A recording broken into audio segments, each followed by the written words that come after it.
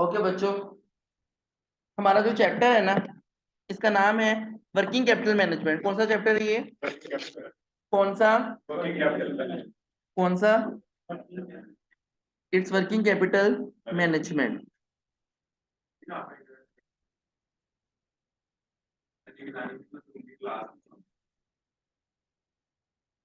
सही है,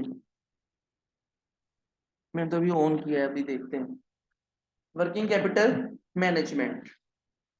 सबसे पहले तो बच्चों आप लोगों को पता होना चाहिए कि वर्किंग कैपिटल क्या होता है। वर्किंग कैपिटल क्या होता है बच्चों? अगर आप अपने करंट एसेट्स में से करंट लायबिलिटीज को माइनस कर लेना तो इसको बोलते हैं वर्किंग कैपिटल। ये वो कैपिटल है जो बिजनेस के पास अवेलेबल होना चाहिए डेली बेसिस के ऑपरेशंस के लिए। बिल्डिंग भी होती है, नॉन करंट एसेट्स भी हैं, बट वो डेली बेसिस के ऑपरेशंस में हेल्पफुल नहीं है। जब तक आपके पास इन्वेंट्री नहीं होगी, आप लोगों को उधार पे चीजें नहीं देते, रिसीवेबल्स नहीं होते, आपके पास कैश नहीं पड़ा हुआ, तो इससे क्या होगा? इससे आपके एसेट्स, ये डेली बेसिस के यूज के एसेट्स हैं जो डेली बेसिस में इस्तेमाल होने हैं। क्लियर है? तो वर्किंग कैपिटल क्या है? Capital available for daily basis of operations.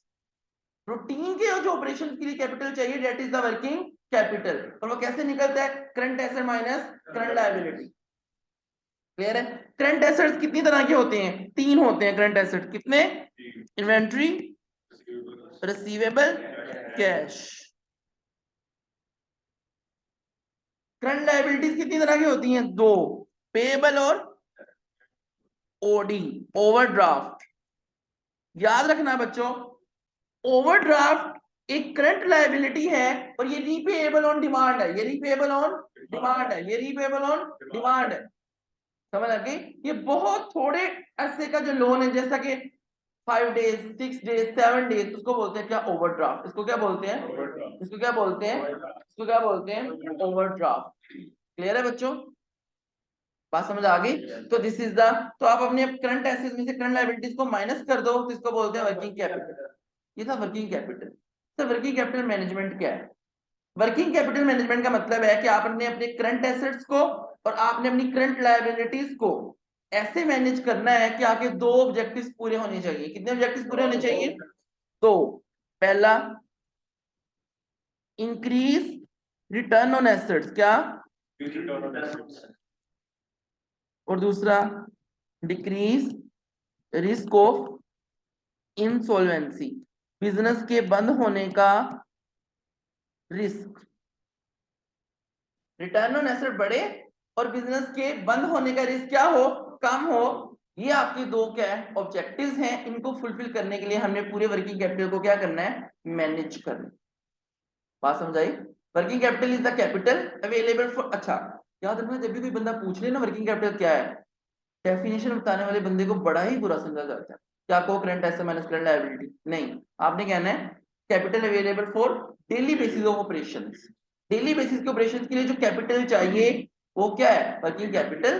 और अगर कोई फॉर्मूला पूछे तो current asset minus current liability. तो वर्किंग कैपिटल मैनेजमेंट पेपर में इस बार सवाल आया हुआ था 2 नंबर का। Define working capital management and the objectives of working capital management. तो आपने लिखना है to manage current assets and current liabilities in such a way that two objectives should be fulfilled. Number one, to increase the return on asset and to reduce the risk of insolvency. तो ये 2 number का सवाल तैयार हो गया है आप लोगों का। आप लोगों ने बस ये लिख के आना है, increase return on asset, decrease risk of insolvency. बात समझ आ गई? अब इन दोनों के दरमियान कंफ्लिक्ट कैसे, अब हमने इसको देखना है जरा। प्रॉफिटेबिलिटी और एक चीज होती है लिक्विडिटी। इन दोनों में क्या है? Inverse relation. इन दोनों में क्या है?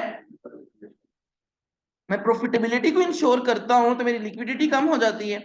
मैं लिक्विडिटी को इंश्योर करता हूं तो मेरी प्रॉफिटेबिलिटी कम हो जाती है।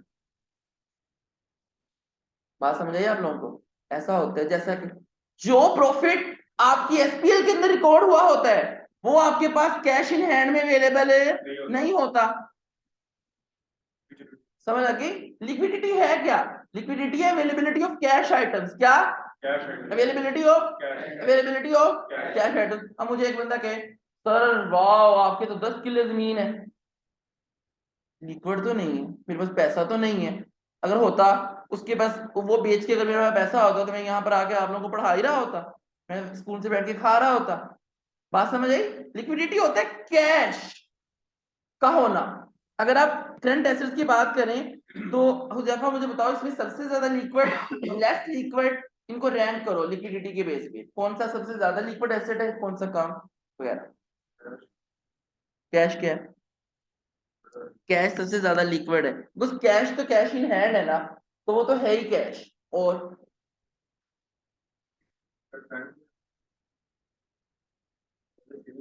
हाँ, फिर इन्वेंट्री। इन्वेंट्री में पहले इन्वेंट्री बिकेगी, रिसीवेबल जनरेट होगा, फिर पैसा आएगा। रिसीवेबल में एक स्टेप हो चुका है, इन्वेंट्री बिक चुकी है, अब सिर्फ पैसा आना बाकी है। जैसा कि मैंने आप लोगों को पढ़ा दिया, अब पैसा आना बाकी है। What is this? ये एक लेस डिफिकल्ट प्रोसीजर है, रादर देन मैं पहले स्टूडेंट्स गैदर करूं, उनको पढ़ाऊं, फिर उनसे पैसा आए। तो ये अभी पता नहीं कितने स्टूडेंट्स आएंगे कितने नहीं, तो अनसर्टेनिटी है।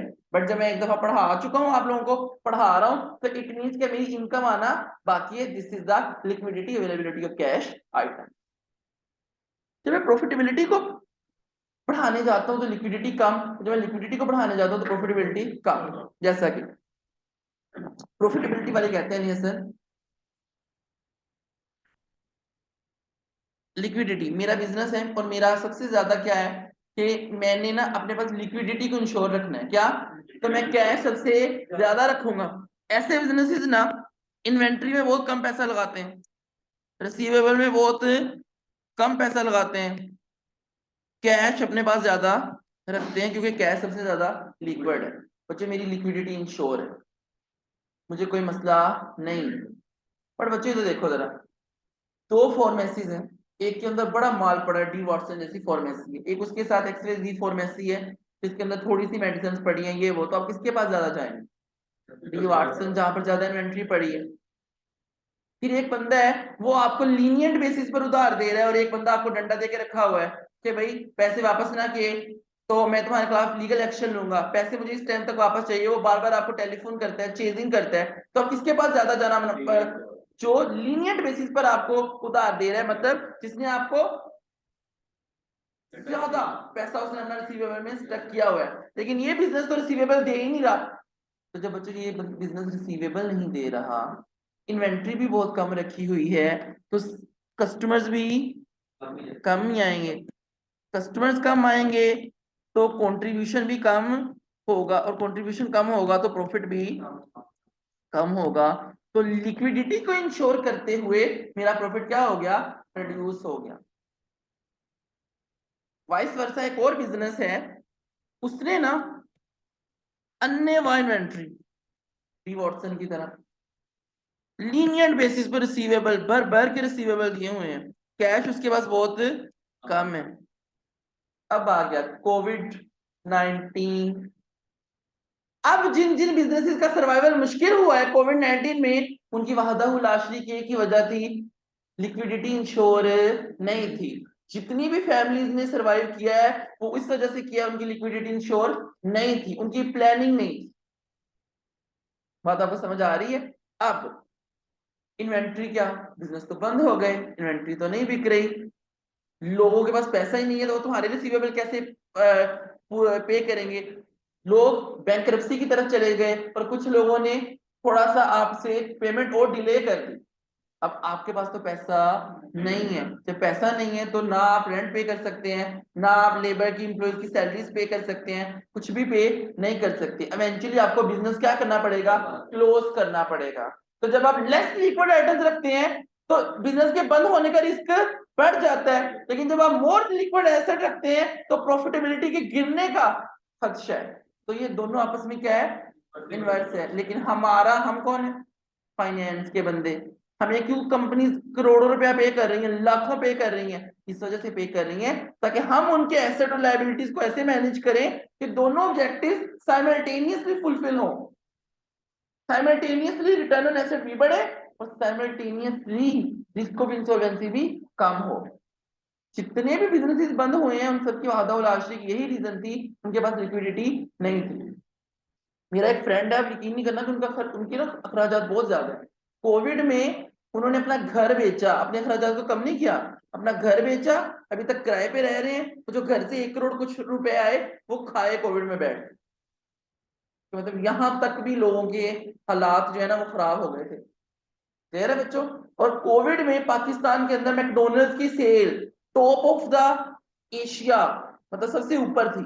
और ये पाकिस्तान के पास पैसा नहीं, बहुत ज्यादा। इवन के लाहौर के लोगों ने उन रेस्टोरेंट से भी खाना मंगवाया है जो बहुत कॉस्टली है,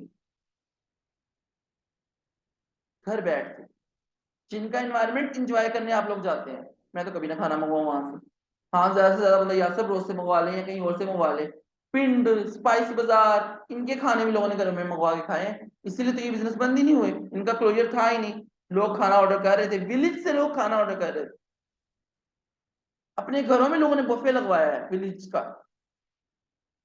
मेरी फ्रेंड है, मतलब उनके घर में कोई इवेंट था, बहुत कम लोग आए हुए थे कोविड में, तो विलेज वालों ने वहां पे बुफे लगाया था। तो दिस इज द, तो हमेशा अगर आप चाहते हैं कि आपका बिजनेस बंद ना हो तो backup in the form of cash होना जरूरी है। और वो तभी हो सकता है जब आपके पास लिक्विड आइटम्स पड़ी हों। तो लिक्विड आइटम्स है, जैसा कि घर में अगर जेवर पड़ा है तो जेवर को लोग क्यों आजकल अम्मियां वगैरह प्रायोरिटी देती हैं? लिक्विड है, कभी भी बिक सकता है, प्राइस बॉन्ड है, कभी भी बिक सकता है, जमीन है। मैं तो कहते हैं इंतहाई लेस लिक्विड, समझ लगी? कुछ जगह की बहुत लिक्विड है, फौरन ही वो बिक जाती है। जैसे डीएचए में मेरा एक प्लॉट हो, मैं आज एडवर्टीजमेंट लगाऊं और सुबह लोग मुझसे पूछे तो मैं कहूँ बिक चुका है, लेकिन वो भी कहीं कहीं, समझ लगे? तो this is the difference between liquidity and profitability. तो मुझे जब ऐसा होगा तो कस्टमर्स तो भाग के आएंगे, कंट्रीब्यूशन भी आएगा और प्रॉफिट भी आएगा। बट बिजनेस के बंद होने का रिस्क बढ़ जाएगा, रिस्क ऑफ इंसॉल्वेंसी है यहाँ पर। क्या?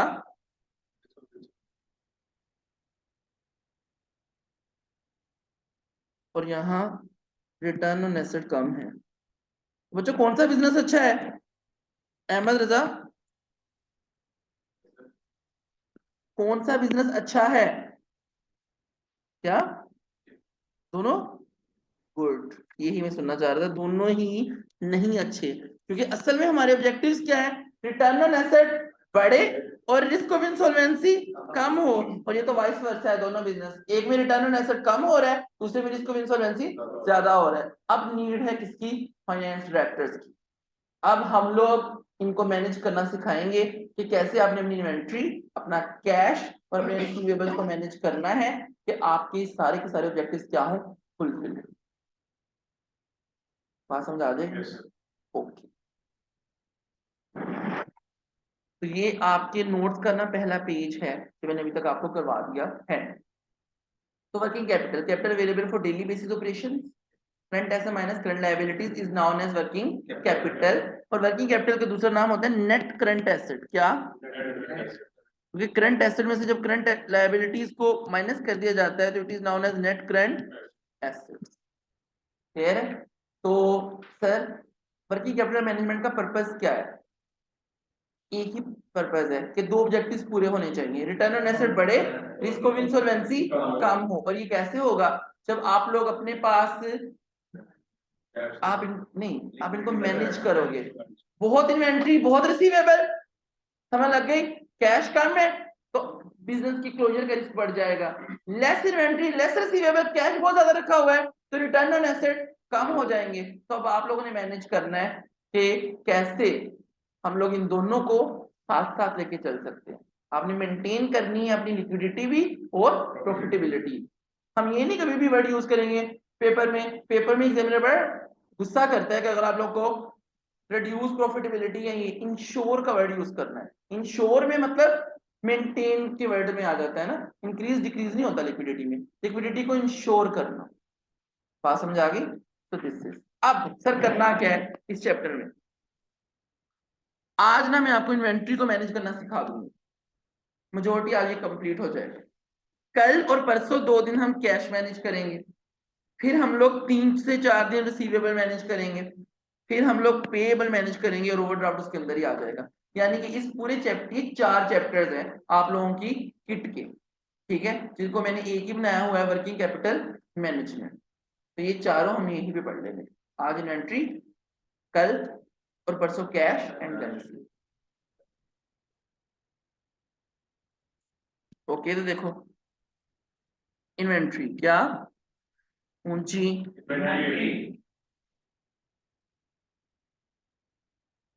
बच्चों, इन्वेंट्री से रिलेटेड ना 4 तरह की कॉस्ट होती है जो आपको पता होनी चाहिए। कितनी तरह की कॉस्ट होती है?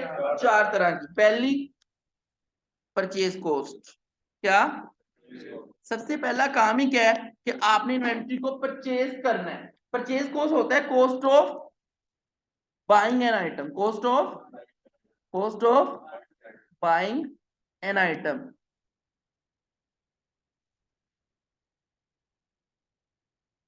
आप मार्केट गए, ठीक हो गया, आपने पैसे पे किए और आपको इन्वेंट्री मिल गई। जैसा कि गोरमे वाले जाएं, पैसे पे करें और उनको बस पूरा कंटेनर हो किसका, शुगर का। आप लोग जाओ, पैसे पे करो, कोल्ड ड्रिंक या कोई भी चीज लो, तो वो आपकी परचेज कॉस्ट है। वो आपकी कौन सी कॉस्ट है? That is the cost of buying an item. और ये कोई स्टैंडर्ड नहीं है आपके F7 के, सारे F7 करके आए हुए हैं इसलिए कि मैं इसके अंदर इंस्टॉलेशन और ये सब भी डालूंगा। मतलब परचेज कॉस्ट मतलब cost of buying an item. Buy कर लिया, अब अगला काम क्या है? होल्ड करना है। क्या करना है? क्या करना है? Holding cost. कौन सी कॉस्ट? कौन सी कॉस्ट? Holding cost. कौन सी कॉस्ट? Holding cost. तो ये होल्डिंग कॉस्ट क्या चीज है? Cost of storing an item. अब एक आइटम को क्या करना है? स्टोर करना है। Cost of storing an item. तो ये ना बिजनेसेस की बात हो रही है, इंडिविजुअल बात नहीं हो रही। अगर हम चीनी खरीदें या कुछ करें तो मेरा ख्याल है कि जो घर में आप लोगों ने पोर्ट यूज किया हुआ है उसी के अंदर चीनी आ जाएगी, तो आपको स्टोरेज कॉस्ट तो नहीं पड़ेगी। पर जब बिजनेसेस परचेजिंग करते हैं, अब आप लोगों ने अपने आप को एज एन बिजनेस समझना है, एज एन एंटिटी। तो हम लोग 1 kg खरीदने नहीं जाते, पूरे पूरे ट्रक डिलोड होते हैं शुगर के, आलूओं के, ब्रेड्स के, समझ लग गई? तो बल्क बाइंग होती है, क्लियर है? तो आप उसको स्टोर करना है। तो आपको पता है कि स्टोर करने में कौन कौन सी चीजें लगेंगी। सबसे पहले तो बच्चों वेयर हाउस। क्या? वेयर हाउस की हर चीज, हर चीज का मतलब क्या है? अगर वेयर हाउस अपना है तो इंश्योरेंस, वरना रेंट, इलेक्ट्रिसिटी चार्जेस, स्टोर के बाहर क्योंकि अंदर माल पड़ा है तो बाहर मुझे गार्ड चाहिए। फिर जब भी मैंने स्टोर से माल लेके आना है तो मुझे लिखवा के लेके आना है कि मैं कितना लेके जा रहा हूँ, तो उसके लिए मुझे स्टोर कीपर चाहिए। तो ये जितने भी एक्सपेंसेस हैं ये सब क्यों कर रहे हैं हम लोग? क्योंकि हमें मटेरियल को होल्ड करना पड़ रहा है, हमें मटेरियल को स्टोर करना पड़ रहा है। This is known as holding cost.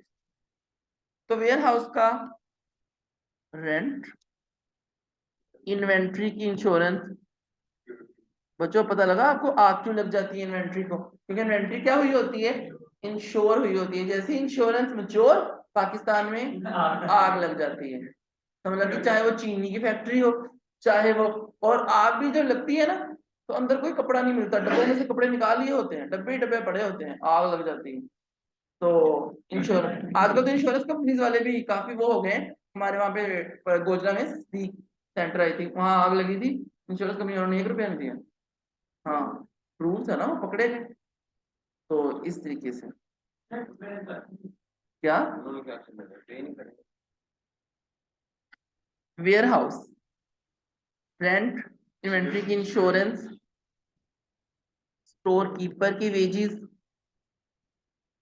Security, security को सर कैमरा वगैरह सब उसके अंदर आ जाता है, सिर्फ गार्ड ही ना समझो। चलो यार, इलेक्ट्रिसिटी ठीक है। यानी कि वेयर हाउस किस क्या, हाँ वो भी वेयर हाउस है बेटा, तोशा खाना नहीं, वेयर हाउस। बात समझ आ गया आप लोगों को? नेक्स्ट बच्चों, एक होते हैं पिलफरीज ऑफ इन्वेंट्री। क्या? एक होता है थेफ्ट, चोरी हो गया बच्चों, तो ये भी कौन सी कॉस्ट है? होल्डिंग कॉस्ट है, स्टोरेज कॉस्ट है, क्योंकि आपने इन्वेंट्री को होल्ड किया हुआ था और इन्वेंट्री क्या हो गई है? चोरी हो गई है। पिलफरीज ऑफ इन्वेंट्री क्या चीज है? पिलफरीज ऑफ इन्वेंट्री का मतलब है मुट्ठी भर, समझ लगे? मुट्ठी से तुम्हें क्या याद आया? जी, तुमने लगता है मटीरियल पड़ा हुआ है, हाँ ये तो एफएम में भी करके आया है। बच्चों ड्राई फ्रूट्स की शॉप पे चले जाए ना, तो होता है क्या है, चखने के लिए एक पतासा मुंह में डाल लिया, एक मखाना मुंह में डाल लिया, टॉफी, ठीक है। शवारमे वाले के पास खड़े थे, साथ ही हमजा ने एक ऐसे करके चिकन का पीस, हमजा को तो लग रहा है कि इतने से चिकन के पीस से उसका क्या हो जाएगा, लेकिन हमजा जैसे वहां पे दिन में कितने आए, हर एक ने इतना इतना उठाया, और जो एंड पे, डे के एंड पे जो क्वांटिटी थोड़ी सी कम हुई है, वो क्या है, वो पिलफरीज ऑफ इन्वेंट्री है। वो इस वजह से क्योंकि आपने इन्वेंट्री को होल्ड किया हुआ था। आजकल ड्राई फ्रूट्स वाले भी बड़े तेज हो गए। बचपन में मेट्रो में जाया करते थे मामा के साथ, तो वहां पर बादाम पड़े हैं ऐसे, तो हम लोगों ने अगर कभी खा लेना तो मामा ने रैप्टा लगाना, ये क्या बदतमीजी है, रखो वहां पे। तो आजकल उन्होंने शीशे का काउंटर बना दिया है, निम्को ड्रमों के अंदर है, और बादाम पिस्ते काजू सब शीशों के पीछे। वहां पर एक आंटी भी खड़ी है, तो वो आंटी अब आपको मतलब डाल डाल के देती है, तो अब आप लोगों खुद उसको मतलब, वो नहीं, पहले मतलब पुराने दौर में जब ड्राई फ्रूट सस्ते हुआ करते थे तब ऐसा था। चलो वो तो बच्चों गायब ही हो गए, वो उन्होंने पीछे नहीं ट्रंक में रखे हुए हैं। वो आंटी का भी कोई ऊपर वाला सीनियर है, वो आगे खोलते हैं। हाँ, महंगे है ना। तो पिलफरी जो इन्वेंट्री समझ लगी, तो ये तब होती है जब आपने इन्वेंट्री को होल्ड किया हो और लोग उसमें से थोड़ा बहुत चखे, ठीक है। तो वैसे नबी करीम सल्लल्लाहु अलैहि वसल्लम ने इसको भी गुनाह कहा गया है, मेजर गुनाह, ये कबीरा गुनाहों में आता है। हालांकि मैं मान नहीं रहा था, फिर मैंने एक दिन हदीस पढ़ी, तो मतलब मुझे पता लगा कि मतलब किसी की बगैर इजाजत किसी दुकानदार की चीज को ऐसे खाना, तो इसीलिए अब दोबारा तुमने शवारमे के पास जाते हुए चिकन का पीस नहीं मुंह में डालना। बच्चों एक होता है ऑब्सोलेंसेंस, क्या, ऑब्सलीट हो जाना इन्वेंट्री का, और एक होता है डेटोरेट हो जाना, डेटोरेशन ऑफ इन्वेंट्री। बच्चों को ना इन दोनों में फर्क समझ नहीं आता हमेशा, इन दोनों में फर्क है। डेटोरेट का मतलब होता है एक चीज डेटोरेट हो गई, अब वो नॉट फॉर यूज है, अब उसका कोई इस्तेमाल नहीं हो सकता, that is the deterioration of inventory. Obsolete हो जाने का मतलब होता है चीज की वैल्यू में कमी आई है, बट वो फुली वेस्टेज नहीं है। जैसा कि मैंने सीमेंट का स्टॉक रखा हुआ था, उसके अंदर पानी चला गया, क्या वो रेडी, वो यूज हो सकता है दोबारा? नहीं, सीमेंट दोबारा यूज नहीं हो सकता, वो वहीं पे पत्थर बन जाएगा, और वो नॉट फॉर यूज है। दिस इज द डेटोरेशन, बिल्कुल वेस्ट। वो कह रहा है उसने, वो लोग यूज कर लेते हैं। उसके बाद फार्मेसी की मेडिसिन अगर एक्सपायर हो जाए, कभी कहा है सर ये जरा थोड़ी सस्ती दे दें, हैं? नहीं ना, डेटोरेट हो गई, वो तो नॉट फॉर यूज है। हाँ, मैंने कपड़ों का स्टॉक रखा हुआ था, आउटडेटेड हो गए, और फिर बच्चों आंटियों को भी फोन करके बता दे फलानी जगह पे आउटडेटेड माल है। मैं कहता हूँ गाड़ी 6वें गियर में पहुंच जाती है। हाँ, बेटी माँ को, माँ बेटी को भूल जाती है।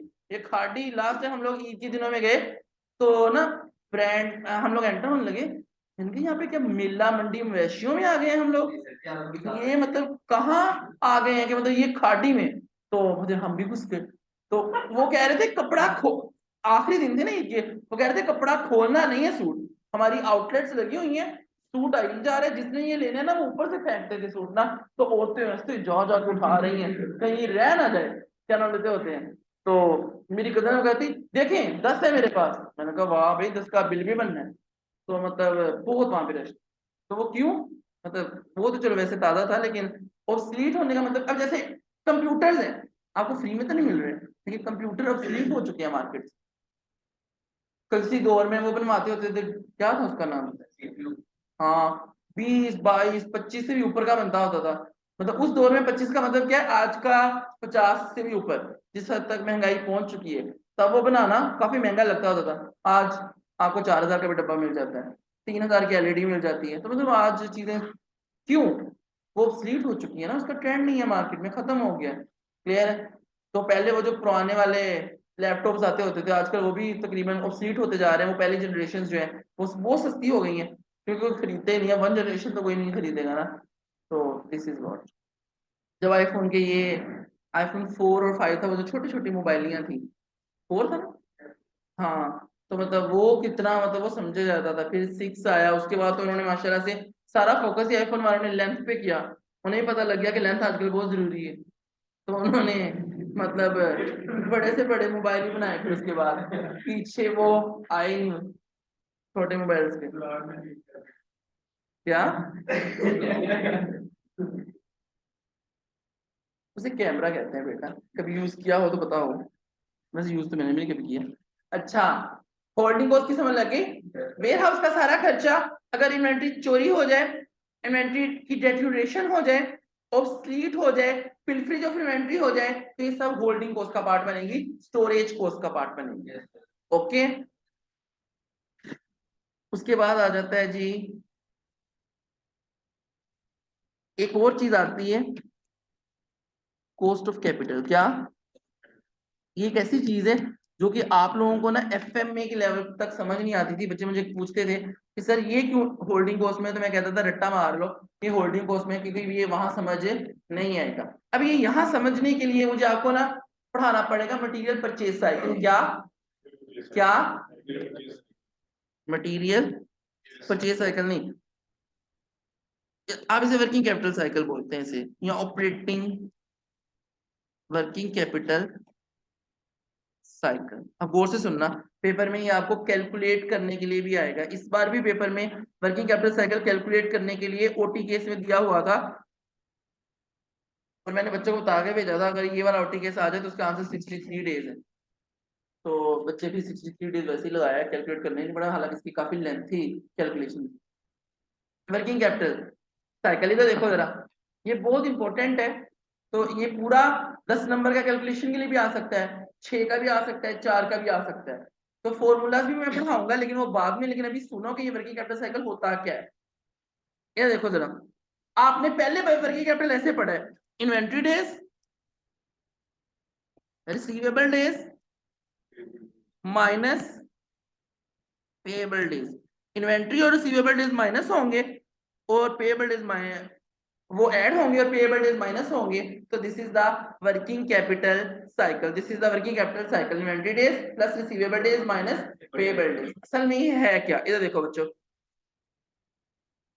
अहमद जरा फोकस अब इधर। आपने ना इन्वेंट्री होती है 3 फॉर्म में, रॉ मटेरियल, होल्डिंग पीरियड। मेरा फर्नीचर बनाने का बिजनेस है,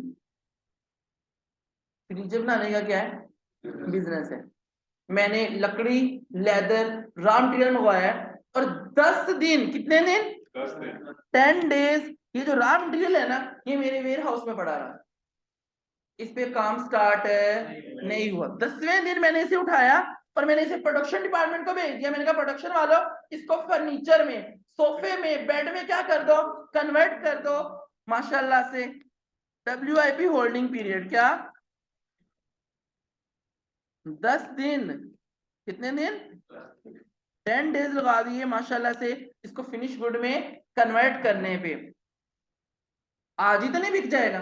मैंने उसको उठाया और अपनी आउटलेट में ले जाके रख दिया। कहा, दोबारा, finish good holding period, finish good holding period 5 days, कितने डेज, 5 दिन तक उसको किसी ने खरीदा नहीं। 5 दिन वो कहाँ पड़ा रहा, आउटलेट में। कितने दिन मैंने पैसे की शक्ल नहीं देखी, 25 डेज। 10 दिन, फिर 10 दिन, फिर 5 दिन, माशाल्लाह से बिक गया। मानी आया अपने पापा के साथ गाड़ी में, सॉरी मैं क्या कह रहा हूँ, गाड़ी में, बाइक पे आया, तो मानी ने फर्नीचर को क्या कर लिया, परचेज कर लिया। लेकिन अब मानी ने परचेज किया है, कैश पे तो नहीं किया होगा। माशाल्लाह से किस पे, रिसीवेबल पे, रिसीवेबल जनरेट हो गया। और मानी से पैसा निकलवाते निकलवाते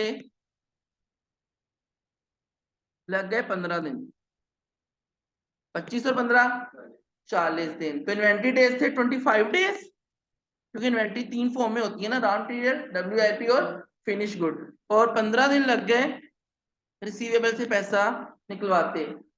40 दिन मेरे बिजनेस ने पैसे की शक्ल नहीं देखी। तो मेरा वर्किंग कैपिटल साइकिल कितना है? 40 डेज। नहीं बच्चों, ये जो शुरू में तुमने रॉ मटेरियल खरीदा था, तुमने भी तो उधार पे खरीदा था। तुमने कौन सा उधार पे नहीं खरीदा था? बिजनेस तो चलते उधार पे है, आगे भी उधार पे दे रहे हो, पीछे से भी उधार पे खरीदा है। तो बच्चों मैंने भी माशाल्लाह से पेएबल पेमेंट पीरियड 10 दिन मुझे भी लग गए। क्या? 10 डेज मुझे भी लग गए। 15, 25 से 15 कितना होता है? 40 माइनस 10, 30 डेज। मेरा नेट वर्किंग कैपिटल साइकिल कितने दिन का है? 30 दिन का है। रिसीवर्स के बाद वापस कैश है, हमने उसको 10 दिन होल्ड किया, फिर हमने पे किया। शर्म कर, तुम्हें सिर्फ 10 दिन के लिए उधार मिला था, तुमने रॉ मटेरियल खरीदा, अगले 10 दिन बाद तुमने पे कर दिया। क्या? खुद से पे करना पड़ा ना जी। 10 दिन तुमने किसी का पैसा स्टक रखा, 40 दिन तुम्हारा पैसा लोगों ने स्टक रखा, नेट 30 डेज के लिए तुम्हारा पैसा स्टक रहा। तो बच्चों 30 डेज के लिए पैसा कहां से आएगा? पेएबल या ओवरड्राफ्ट? ओवरड्राफ्ट से। तो बच्चों ये जो थ्योरी होती है ना, मैं आपको बताता हूँ थ्योरी क्या है। बच्चे कहते हैं सर वर्किंग कैपिटल की थ्योरी आती है, वो समझ ही नहीं आती। थ्योरी में उसका पहला ही पॉइंट क्या होता है? वर्किंग कैपिटल का ज्यादा होना अच्छी बात है या वर्किंग कैपिटल का कम होना अच्छी बात है? वर्किंग कैपिटल का कम होना अच्छी बात है। जितना वर्किंग कैपिटल कम होता जाएगा उतना तुम्हें पैसे की नीड भी क्या होती जाएगी? कम। मेरे बिजनेस का वर्किंग कैपिटल था 30 दिन, आहत के बिजनेस की वर्किंग कैपिटल का दिन वर्किंग कैपिटल था 20 दिन। इसको मार्केट से कितने दिन के लिए पैसा चाहिए? मुझे कितने दिन के लिए चाहिए? किसको फाइनेंस कॉस्ट ज्यादा पड़ेगी? मुझे। मुझे ज्यादा इंटरेस्ट पड़ेगा क्योंकि मुझे 30 दिन का ओवरड्राफ्ट चाहिए, उसे 20 दिन का ओवरड्राफ्ट चाहिए। तो जितना वर्किंग कैपिटल साइकिल लेंथी होता जाएगा, जितना business working capital cycle lengthy होता जाएगा, समझ लग गई, उतनी कॉस्ट ऑफ कैपिटल बढ़ती जाएगी, उतनी इंटरेस्ट कॉस्ट बढ़ती जाएगी। अब पता लगा होल्डिंग कॉस्ट में कॉस्ट ऑफ कैपिटल क्यों आता है? जितनी देर मटेरियल होल्ड करोगे वर्किंग कैपिटल साइकिल लेंथी होता जाएगा और आपको more need of an in the finance, और जब पैसे की नीड ज्यादा होगी तो उसकी कॉस्ट भी ज्यादा होगी। हमजा आसिफ, तुम्हें बात समझ आई है? ओके। अगली क्या जी, ये पॉजिटिव वर्किंग कैपिटल साइकिल, बात समझ आई? ठीक, इधर देख आगे। अगली सर थ्योरी क्या पूछता है? वर्किंग पेएबल डेज ज्यादा हो जाए तो वर्किंग कैपिटल साइकिल शॉर्ट हो जाता है, अगर पेएबल डेज कम हो जाए तो वर्किंग कैपिटल साइकिल लेंथी हो जाता है, अगर रिसीवेबल डेज बढ़ जाए तो वर्किंग कैपिटल साइकिल बढ़ जाता है, और अगर कम हो जाए तो ये कम हो जाता है। इसीलिए तो कहते हैं लीडिंग एंड लैगिंग। रिसीवेबल से पैसा जल्दी निकलवाओ, पेएबल को पैसा लेट दो। इससे क्या होगा? तुम्हारा वर्किंग कैपिटल मेंटेन रहेगा, वर्किंग कैपिटल साइकिल शॉर्ट हो जाएगा। तब तुम रिसीवेबल से पैसा जल्दी मंगवाओगे, पेएबल को पैसा लेट दोगे। इसको क्या बोलते हैं? लीडिंग मतलब अर्ली, लैगिंग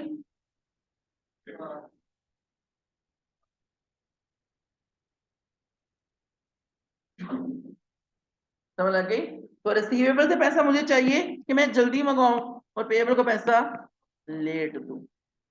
बात समझ आई? एक दफा ना हम लोग आबद मार्केट गए, हमने ना सिस्टम के जहेज का सामान लेना था।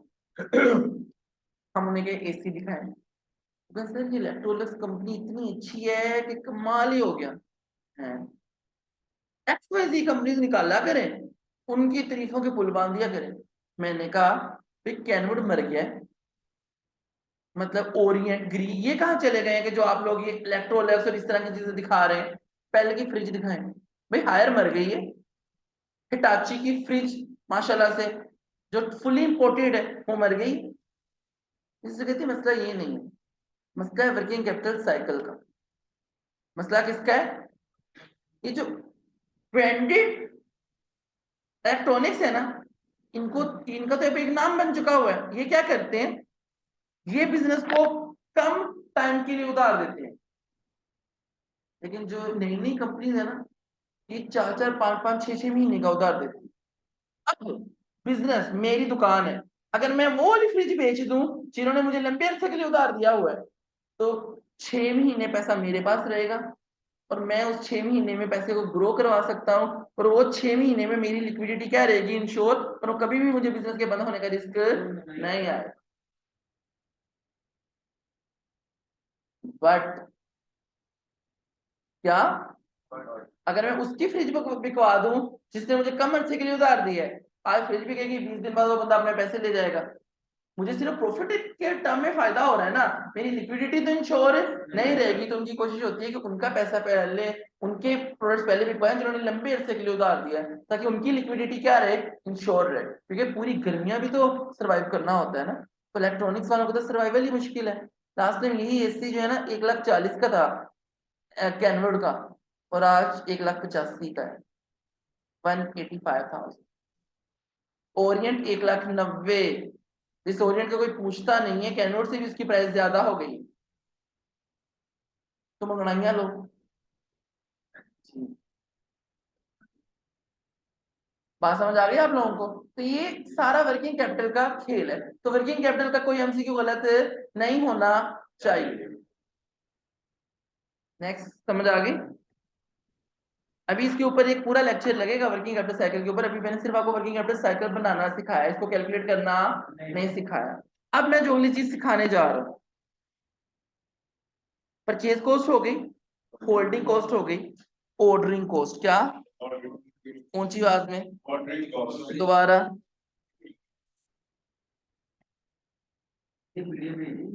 हाँ, cost of placing an order. दोबारा। फर्स्ट नंबर में नहीं होंगे क्या? नहीं, cost of placing an order, cost of, cost of, cost of, ऊंची आवाज में। तो जो मैंने ना मैकडोनल्ड से बर्गर मंगवाना था, मैंने मैकडोनल्ड वालों को फोन किया। मैकडोनल्ड वाले तो आपको पता है, वो तो ऐसे फोन करते उठाते हैं जैसे रिश्ता देना हो। मैं कहता हूँ इतने क्वेश्चन तो कभी रिश्ते वाली आंटियां नहीं करती जितने मैकडोनल्ड वाले करते हैं। और खुदा ना खास्ता अगर मैकडोनल्ड के पास नंबर सेव निकला है, फोन किया, हेलो सर, एक बर्गर मंगवाना है, ये गुल प्लाजा।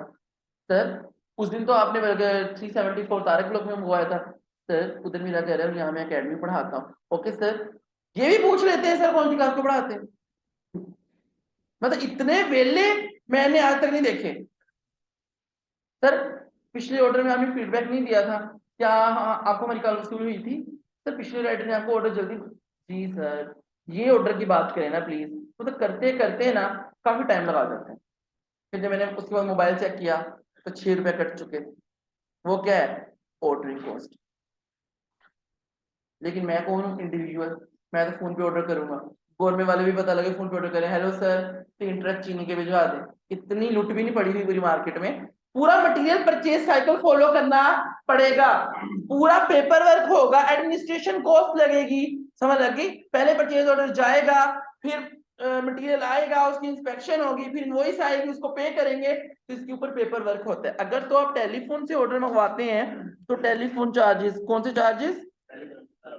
दोबारा, telephone charges. Number 2, administration cost. क्या? किस पे?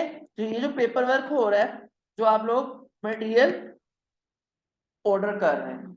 बात समझ आ गई आप लोगों को? नेक्स्ट बच्चों, अगर तो विद इन द कंट्री मंगवाया जा रहा है तो डिलीवरी कॉस्ट। कौन सी कॉस्ट?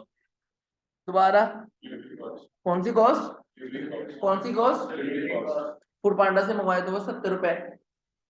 पहले चीता एक आया था, शायद आप लोगों को पता होगा, चीते, उसमें 200 रुपए चार्जेस थे, मतलब। लेकिन उसका ये फायदा था कि वो सिर्फ आपके इलाके से नहीं, वो कहीं से भी ऑर्डर ला के आपको दे देते थे। लेकिन फूड पांडा पे ऐसा नहीं है। फूड पांडा पे आपकी कुछ 5 kilometre, I think so 5 kilometre के अंदर अंदर या 6 किलोमीटर का रेडार है, अभी उन्होंने थोड़ा सा बढ़ाया है। तो क्या? हाँ, तुम्हारी कोई क्रीम वालों को तो ज्यादा ही ज्यादा वाबस्ता लग रही है, तो तुमने इतना ज्यादा फोकस करके क्रीम वालों की एग्जाम्पल दी। डिलीवरी कॉस्ट, अच्छा अगर आपकी शिपमेंट आ रही है चाइना से तो उसे फ्रेट चार्जेस बोलते हैं। कौन से चार्जेस बोलते हैं?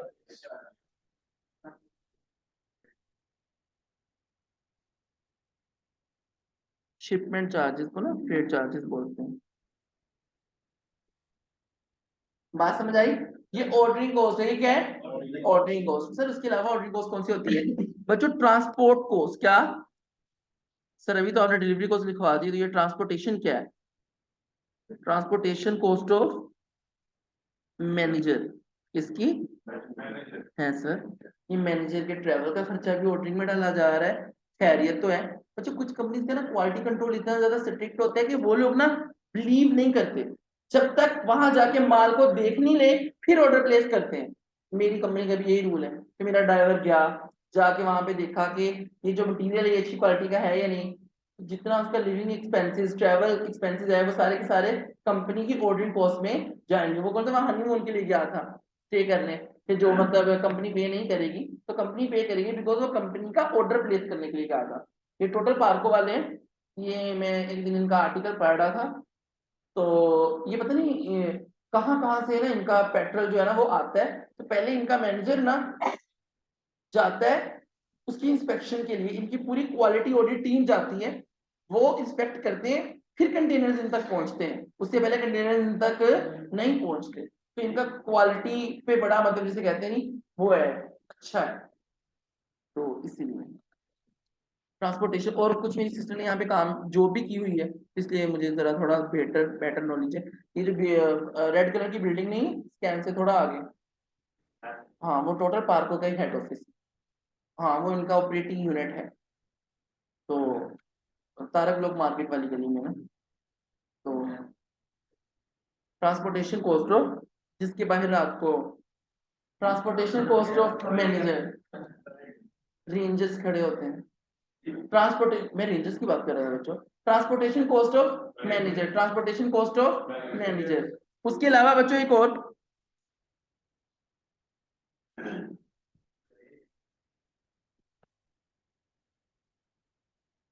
Order receiving cost. क्या है सर? ये भी कोई कॉस्ट है जी बच्चों। ऐसा तो नहीं हो सकता अब आलूओं का ट्रक आया, आलू खुद ब खुद उतर के कंपनी के अंदर जा रहे हैं, ऐसा है नहीं। तो सर कैसा है?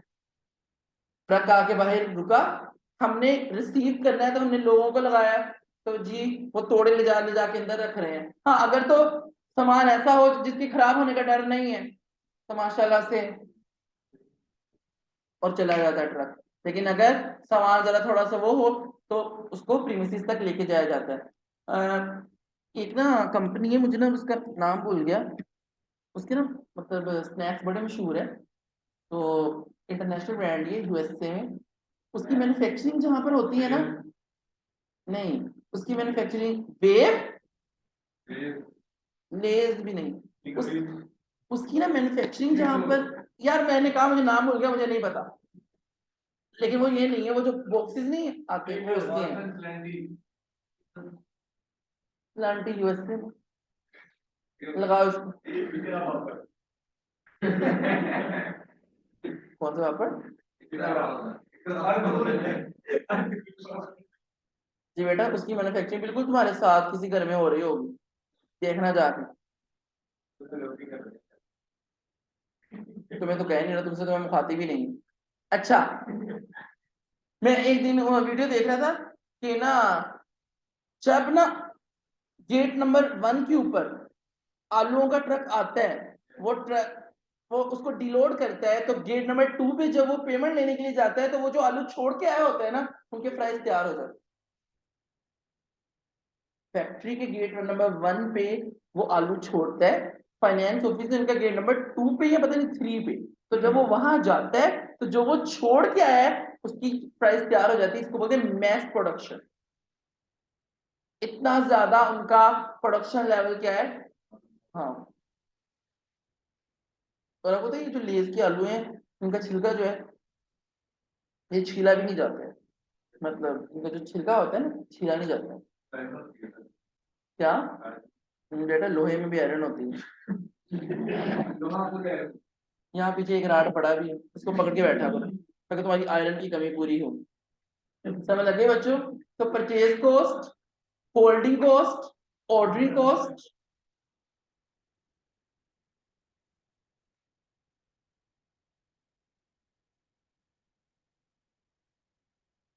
चलो बाकी चीजों में तो आयरन की बात समझ आती नहीं। मुझे लगता है जितना कि साग में आयरन है ना, इस सर्दियों में मैं तो फिर इसी वजह से नहीं जाता कि यकीनन इन लोगों ने साग खाया होना।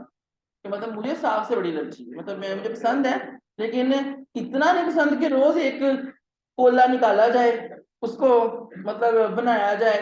मतलब ये मुझे ऐसी मतलब बिल्कुल नहीं पसंद कि बंदे के अंदर आयरन ही आयरन हो जाए, सब कुछ हरा हरा। Stock out cost, stock out cost बच्चों होती है कि आपका ना, आपकी इनएफिशिएंसी की वजह से, आपकी विदाउट प्लानिंग की वजह से आपके पास इन्वेंट्री खत्म हो गई।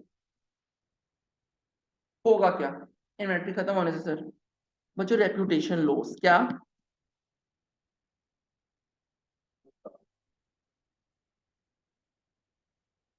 Customer loss. हमारा ना आजकल ट्रेंड बन चुका हो। ट्रेंड किस चीज का? एक बच्चा मेरे पास आया, वो कहता सर आप F7 पढ़ाते हैं? मैंने कहा नहीं, उन दिनों में नहीं पढ़ाता था। उसने अपने 5-7 लोगों को और भी बता दिया कि सर यहाँ F7 का कोई टीचर नहीं। लास्ट ईयर सर अली ने बैच पढ़ाया, इस बार वो आए तो अभी तक उसका F7 पास नहीं था। मैं ये रियल एग्जाम्पल बता रहा हूँ। उसने कहा कि सर हमने ना F7 जो है ना उसके कैंसिल उठाना है और एक पेपर ना आपसे पढ़ना है ना। मैंने कहा ठीक है ना, तो आप मेरे बैच में आ जाओ, F5 के बैच में। तो ना वो कहता ठीक है सर। तो मैंने कहा आप F7 भी यहाँ से पढ़ लो। तो कहते सर आप पढ़ाते हैं? मैंने कहा जी। कहते सर एक दफा पूछ के गए थे। तो यानी कि जब उन्होंने पूछा था हम नहीं पढ़ा रहे थे, इसके बाद उन्होंने आना ही जरूरी नहीं समझा।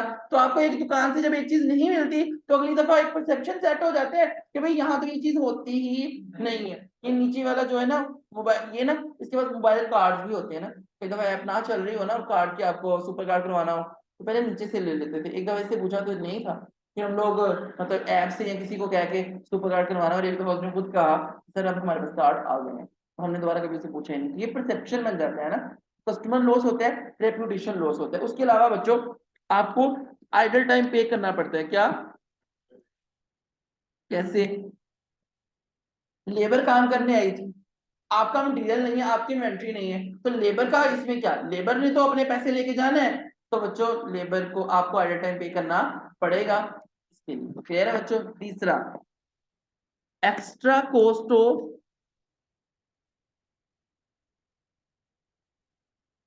Emergency reorder. दोबारा,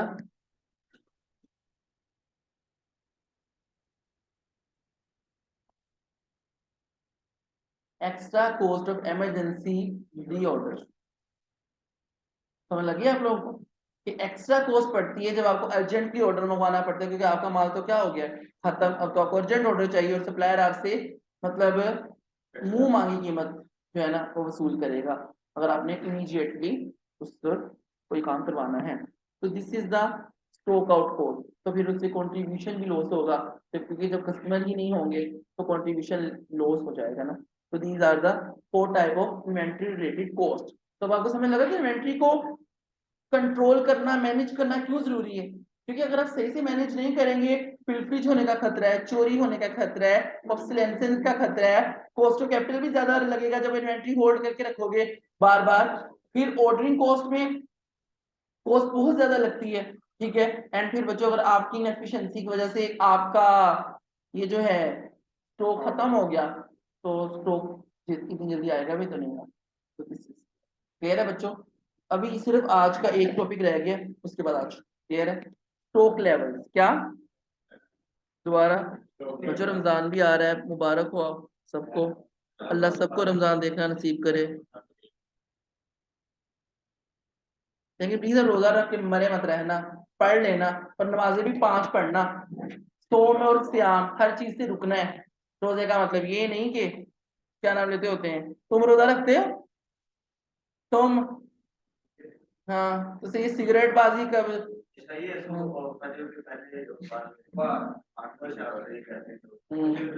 फजर के पहले ही हो, बाद में ना हो। पता लगे जानने के बाद ये रोजा पक्का कर रहा है। स्टॉक लेवल और जो इसके फॉर्मूला है ये आपने कल घर से लिख के और उसको याद करके लेके आना है। फिर इसके बारे में मैं 3 से 4 क्वेश्चंस आपको बोलूंगा, वो क्वेश्चंस आपने मुझे सोल्व करके देने हैं। तो आज आपका सिर्फ काम यही है कि आपने इस लेक्चर को पढ़ना है और इसकी जो अभी मैं फॉर्मूलाज लिखवाऊंगा उसको घर से तैयार करके आना है। और प्लीज पता क्या है, ये क्लास सिर्फ और सिर्फ 1.5 घंटे की है। तो इसके अंदर अगर आप आज आप 25 मिनट लेट है, 25 मिनट के बाद क्लास स्टार्ट हुई है, तो आप जितनी जल्दी आएंगे उतना जल्दी जल्दी आपको समझ आएगी। और F9 की कल शायद जिन बच्चों ने रिकॉर्डिंग सुनी हो तो मैंने आपको क्लियरली बताया था कि F9 एक ऐसा टॉपिक है, एक टॉपिक नहीं जाता सिर्फ। अगर इन्वेंट्री मैनेजमेंट का एक भी टॉपिक गया सारी इन्वेंट्री मैनेजमेंट चली जाएगी। कैश का एक दिन गया सारा कैश, रिसीवेबल का एक दिन गया सारा रिसीवेबल, तो पूरा पूरा 20 नंबर का सवाल कभी तैयार हो ही नहीं पाएगा, क्योंकि इन्वेंट्री रिसीवेबल कैश को मिला के सवाल बनता है 20 नंबर का ना। तो बेहतर है कि आप लोग हर क्लास के अंदर आओ। तुम तो आ ही ना जाओ, आज पता नहीं तुम किस तरीके से उठ के आए हो। ये तुम्हारा फ्रेंड है जिसको कल तुम कह रहे थे सोना सा जो मेरे साथ आया था।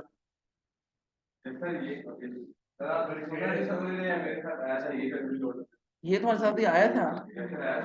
हाँ और एक और भी आया था। किसको तुमने, पता नहीं तुम किसको कह रहे हो। तुम्हारे प्यारा की डेफिनेशन देखो, इसने तुम्हें प्यारा नहीं कहा, ये अच्छी दोस्त है।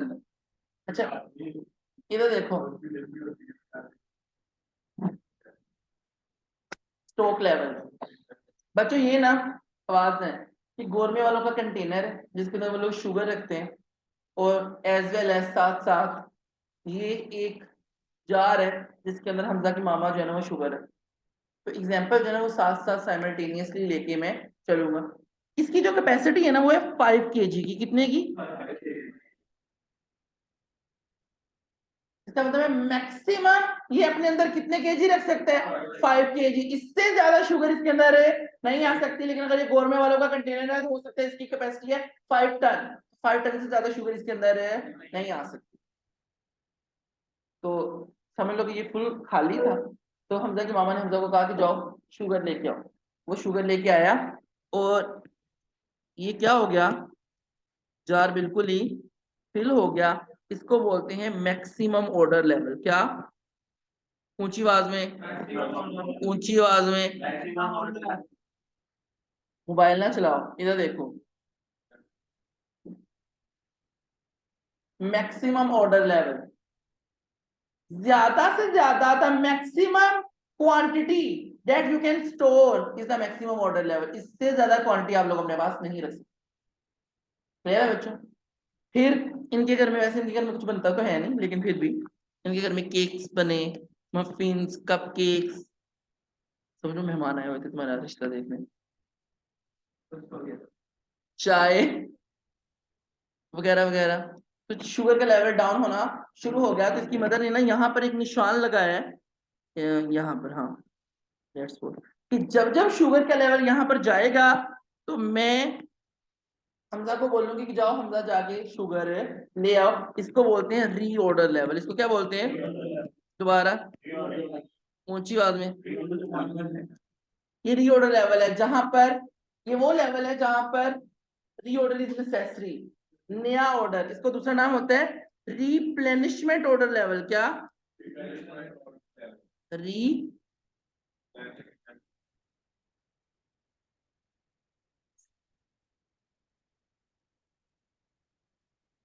क्लियर है? कुछ एक होते हैं रीऑर्डर लेवल, एक होती है रीऑर्डर क्वांटिटी। रीऑर्डर लेवल और एक होती है रीऑर्डर क्वांटिटी। फर्क है दोनों में। ये रीऑर्डर लेवल है जहां पर इसकी मामा ने कहना है शुगर ले आओ, लेकिन रीऑर्डर क्वांटिटी ये ऊपर वाला है। क्योंकि अब इसकी मामा यहाँ पर ये तो नहीं कह सकती 5 kg जाके शुगर ले आओ। क्यों? इसकी तो पूरी कैपेसिटी क्या है? 5 kg। अभी तो शुगर पड़ी है तो एक्स्ट्रा शुगर ही मंगवानी है ना, तो वो रीऑर्डर क्वांटिटी है। और जिस लेवल पे कहना है कि ले आओ वो क्या है? Reorder level. दोनों में फर्क है। तो फिर ये जो नीचे वाला पार्ट है ये रीऑर्डर लेवल है, जो ऊपर वाला पार्ट है जो मंगवाना है वो रीऑर्डर क्वांटिटी है। पर बच्चों इसकी सिलेक्शन बहुत इंपॉर्टेंट है। कैसे? ना आपने निशान इतना जल्दी लगाना है और ना इतनी बाद में। जल्दी लगाओगे तो वेस्टेज का खतरा है, ज्यादा मटेरियल आ जाएगा। लेट लगाओगे तो थोड़ा तो स्टॉक आउट का खतरा। क्लियर है बच्चों? ये तो चलो हमजा है ना, तो हमजा तो बड़ा ओबीडियंट है, ये तो बात मानेगा और जाके शुगर ले आएगा। बट कंपनीज में शुगर का पूरा परचेज साइकिल फॉलो होगा, तो करते करते 3 से हैं, इतना भी नहीं करते करते।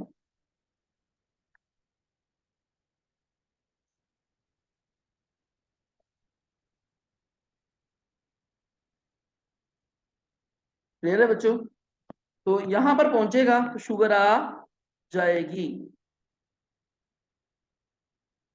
और लेवल दोबारा कहां चला जाएगा? वो जो this is the minimum order level, दोबारा this is the this is the this is the minimum order level. Minimum order level का मतलब क्या है? कम से कम इतना जो स्टॉक है ना, ये हमेशा आपके पास पड़ा होना चाहिए। क्यों? क्योंकि बच्चों खुदा ना खास्ता रात को कोई मेहमान आ गए तो हम उनको अब चाय बनाते हुए ये तो नहीं कह सकते कि भाई वो शुगर खत्म है। क्लियर है बच्चों? तो ये हमें वॉर्न करता है कि भाई stock is about to out, stock खत्म होने वाला है। बात समझ आ गई? Maximum level that you can take is the maximum order level. जिस पॉइंट पर आपने नया ऑर्डर प्लेस करना है रीऑर्डर लेवल, कितना ऑर्डर प्लेस करना है उसको रीऑर्डर क्वांटिटी बोलते हैं। और मिनिमम ऑर्डर लेवल, इससे कम आपका स्टॉक रहेगा तो ये आपके लिए अलार्मिंग सिचुएशन है, डेंजरस पॉइंट। बात समझ आ गई? Okay sir. अब इनके फॉर्मूलाज होते हैं। मैक्सिमम ऑर्डर लेवल क्या? मैक्सिमम ऑर्डर लेवल, इसका फॉर्मूला ये है, reorder level plus reorder quantity minus minimum usage into minimum lead time. बात समझ आ गई? सर लीड टाइम क्या है?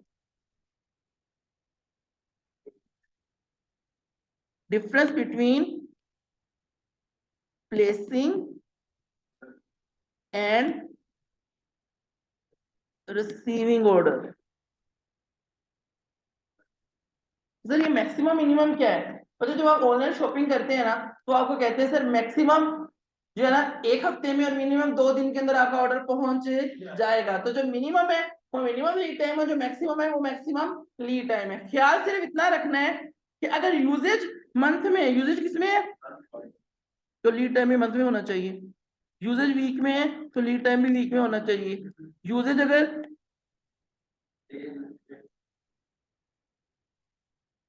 डेज में है तो ये भी डेज में होना चाहिए। यूजेज अगर डेज में है तो ये भी डेज में होना चाहिए। बाकी ये फॉर्मूला है, कल आप ये फॉर्मूला तैयार करके आ सकते हैं, कोई बहुत मुश्किल फॉर्मूला नहीं है। क्लियर? रीऑर्डर लेवल अगर ना गिवन हो तो रीऑर्डर के फॉर्मूले से निकाल लेना है, बट क्वेश्चन सोल्व हो जाएगा। सारे सेम मटेरियल बारे में सेम रीऑर्डर लेवल क्या?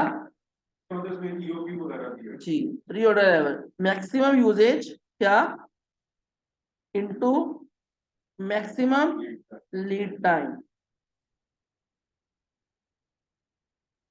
तो आपका रीऑर्डर लेवल है निकल आएगा। मिनिमम ऑर्डर लेवल क्या? मिनिमम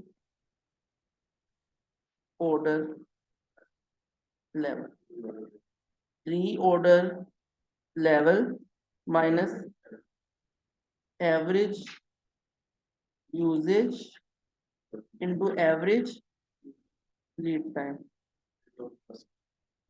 अच्छा, एवरेज यूजेज कैसे निकालना है? Minimum usage plus maximum usage divided by 2, और इसी तरीके से minimum lead time plus maximum lead time divided by 2। कई दफा ना उसने एवरेज दिया भी होता है, बच्चे फिर भी मिनिमम और मैक्सिमम को ऐड करके डिवाइड बाय 2 करते हैं। नहीं, अगर उसने दिया हुआ फिर उसके वाले एवरेज को ही लेना है। क्लियर है बच्चों? दिस इज द क्या? फॉर्मूले किस फॉर्मूले में? फॉर्मूला आते हैं मिनिमम प्लस मैक्सिमम मिनिमम तो मिनिमम प्लस मैक्सिमम तो कहीं पे भी नहीं हो रहा है। इसमें मैं कह रहा हूँ फॉर्मूला जो है ना मिनिमम प्लस मैक्सिमम यूसेज या लीड टाइम डिवाइड बाय 2 तो मैक्सिमम प्लस मिनिमम लिख लो, उससे क्या हो जाएगा? वैसे बुक्स में भी मिनिमम लिखा हुआ है। हाँ बुक्स वाले अच्छे हैं ना, मिनिमम फिर मैक्सिमम, अब ऐसे नहीं होगा मैक्सिमम फिर मिनिमम आएगा फिर मैक्सिमम आएगा। अच्छा अहमद, तो मुझे ये बताओ कि इनमें से कौन सा स्ट्रोक लेवल है जो कम से कम हर टाइम होना चाहिए? मिनिमम स्ट्रोक लेवल कम से कम होना चाहिए, बट हर टाइम इनमें से कौन सा होता है और कौन सा होना चाहिए? तीनों ही नहीं, ना मैक्सिमम हर टाइम होता है, ना रीऑर्डर लेवल और ना ही मिनिमम लेवल। उसे बोलते हैं एवरेज स्ट्रोक लेवल। क्या? एवरेज आपके पास हर टाइम इतना स्ट्रोक होना चाहिए, इसको बोलते हैं एवरेज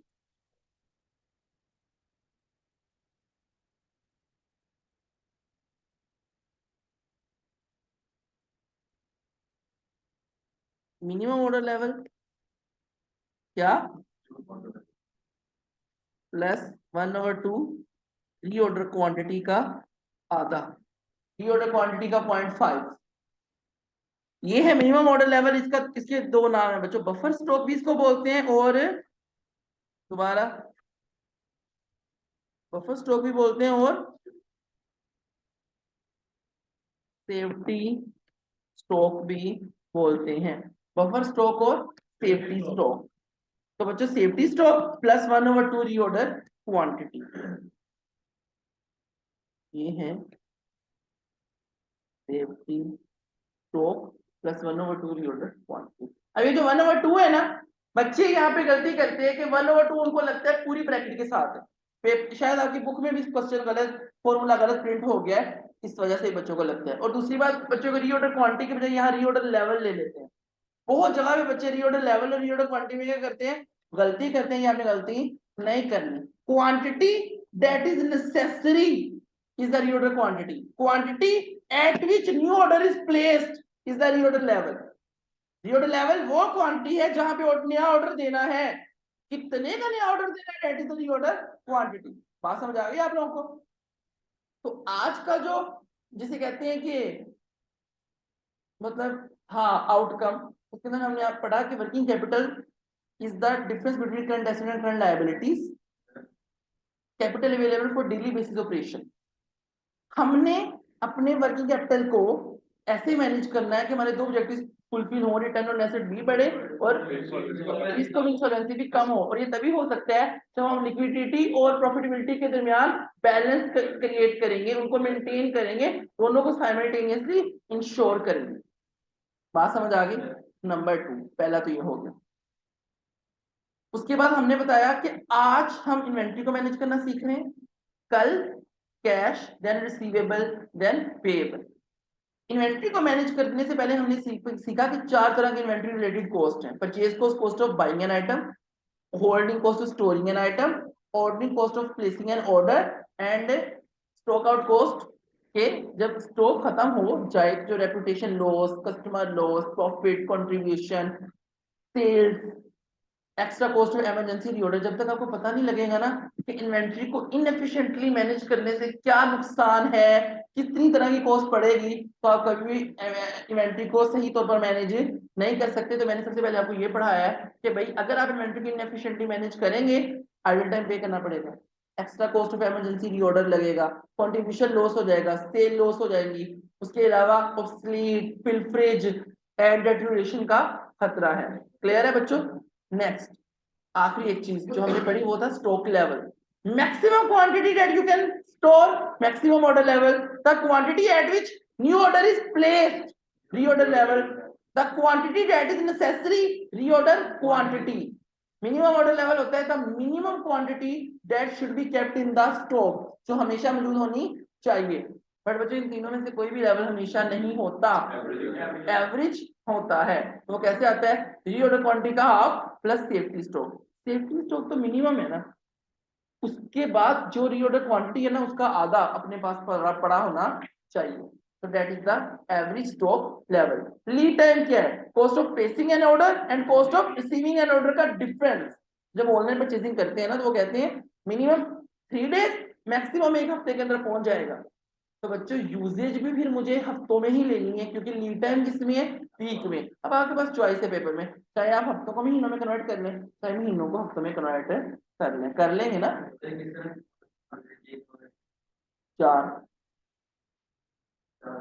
4 वीक्स। हाँ, मंथ में करना है 2 वीक्स है तो 0.5 मंथ बन जाएगा ना, आधा माह। मंथ को उसमें करना है तो आधा माह, इसका मतलब 2 वीक्स। फुल मंथ है तो इसका मतलब है 4 वीक्स। वीक को अगर डेज में करना है तो ये वो क्लियर है। साइलेंट केस में 52 वीक्स होते हैं इन द ईयर। अगर साइलेंट केस ना हो तो कई दफा एग्जामिनर खुद बताता है कि अज्यूम कि there are 50 days in a year.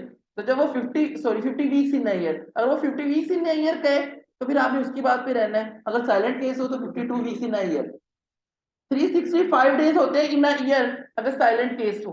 अगर साइलेंट केस ना हो, एग्जामिनर बता दे, तो फिर वो कहते हैं अज्यूम देयर आर 360 डेज। फिर साल में कितने दिन है? 360। वो इस वजह से कहते हैं ताकि कैलकुलेशन ना राउंड फिगर में हो जाए।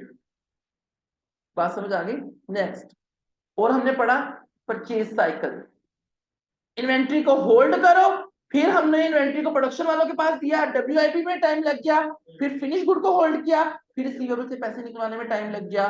तो इतने दिन हमारा पैसा स्टक रहा, माइनस हमने जितने दिन लोगों का पैसा स्टक रखा। तो नेट वर्किंग कैपिटल साइकिल, इतना पैसा मुझे नेट चाहिए। तो बच्चों ये जितना ज्यादा होता जाएगा उतनी फाइनेंस नीड बढ़ती जाएगी, जितना कम होता जाएगा उतनी फाइनेंस नीड कम होती जाएगी। और ये बढ़ेगा कब? जब पेएबल कम हो। और कम कैसे होगा? जब पेएबल डेज क्या हो? ज्यादा। और इसे बोलते हैं लीडिंग एंड लैगिंग। रिसीवेबल से पैसा जल्दी निकलवाओ, पेएबल को पैसा लेट दो। दोनों के अपने अपने फायदे भी हैं, अपने अपने नुकसान भी है। पेपर में इसी बार पेपर में सवाल आया था लैगिंग पेमेंट के नुकसान। तो बच्चों 2 ही नुकसान थे। कैसे? रेपुटेशन लॉस, अगली दफा वो तुम लोगों को ऑर्डर देने वाले नहीं है। क्लियर है बच्चों? एंड नेक्स्ट, ये जो है, मुझे याद हो गया क्या ऑप्शन था उसका। तो जब मैं आप लोग MTQ करवाऊंगा तो उसके अंदर बता दूंगा। तुम्हारे साथ आया है, कैसे चुप रह सकता है? अल्लाह हाफिज। पता नहीं वो बेचारा कैसे। गुड।